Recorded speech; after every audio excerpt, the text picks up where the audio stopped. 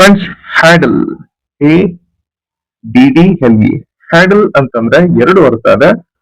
ಒಂದು ಗೊಂದಲಗೊಳಿಸು, ಮತ್ತೊಂದು ಕೊಳೆಯೋದು. ಮೊದಲನೇದು ಫ್ರೆಂಡ್ಸ್, ಗೊಂದಲಗೊಳಿಸು, ಕನ್ಫ್ಯೂಸ್.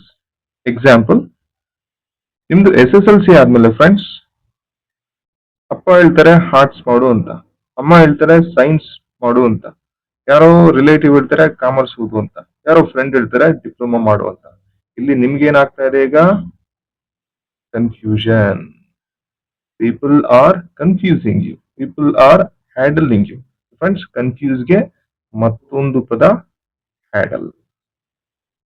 ಸೆಕೆಂಡ್ ಮೀನಿಂಗ್ ಕೊಳ್ತೋಗೋದು ಫ್ರೆಂಡ್ಸ್, ಎಸ್ಪೆಷಲಿ ಮೊಟ್ಟೆ ಕೊಳೆಯೋದಕ್ಕೆ ಬಿಕಮ್ ರೋಟನ್, ನಾವು ಇಂಗ್ಲಿಷ್ ಅಲ್ಲಿ ಹ್ಯಾಡಲ್ ಅಂತ ಹೇಳ್ತೀವಿ.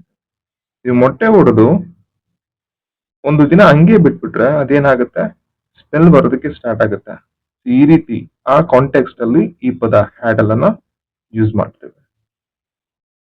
ಹ್ಯಾಡಲ್ಗೆ ಎರಡು ಅರ್ಥ ಇದೆ ಫ್ರೆಂಡ್ಸ್, ಒಂದು ಕನ್ಫ್ಯೂಸ್ ಮಾಡೋದು, ಮತ್ತೊಂದು ಎಸ್ಪೆಷಲಿ ಮೊಟ್ಟೆ ಕೊಳ್ತೋಗೋದು.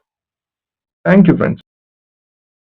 Friends, acquaintance ACQUAINTANC. ಅಕ್ವೆಂಟೆನ್ಸ್ ಅಂತಂದ್ರೆ ಒಂದು ವಿಷಯದ ಬಗ್ಗೆ ಇರತಕ್ಕಂತಹ ಜ್ಞಾನ ಅಥವಾ ಅನುಭವ. ಜ್ಞಾನ ಅಥವಾ ಅನುಭವಕ್ಕೆ ಫ್ರೆಂಡ್ಸ್ ಅಕ್ವೆಂಟೆನ್ಸ್ ಅಂತ ಕರಿತೀವಿ. Knowledge or experience of something is called acquaintance.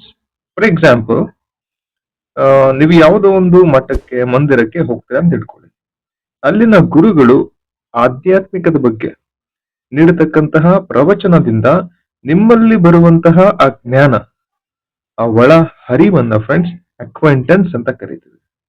ಮತ್ತೊಂದು ಎಕ್ಸಾಂಪಲ್ ಅನ್ನ ನೋಡೋದಾದ್ರೆ, ನೀವು ಹೊಸ ಸ್ಟಾಫ್ ಆಗಿ, ಎಂಪ್ಲಾಯ್ ಆಗಿ ಒಂದು ಕಂಪ್ನಿಗೆ ಜಾಯ್ನ್ ಆದಾಗ ಆರಂಭದಲ್ಲಿ ಫ್ರೆಂಡ್ಸ್ ನಿಮಗೆ ಅನೇಕ ವಿಷಯಗಳ ಬಗ್ಗೆ ಹರಿವನ್ನ ಮೂಡಿಸ್ತಾರೆ, ಅವೇರ್ನೆಸ್ ಅನ್ನ ಕೊಡ್ತಾರೆ.